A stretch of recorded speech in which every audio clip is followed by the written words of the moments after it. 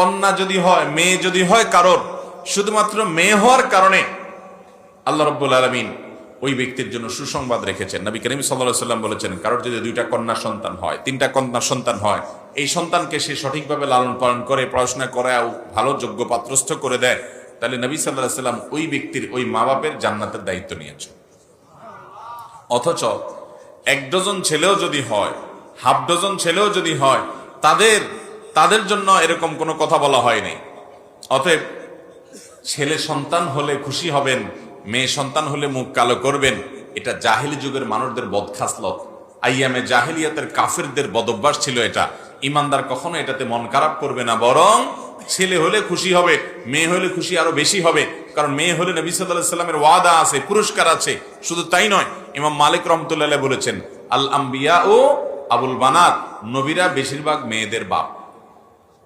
বেশিরভাগ নবীরা কাদের বাপ ছিলেন? মেয়েদের বাপ ছিলেন।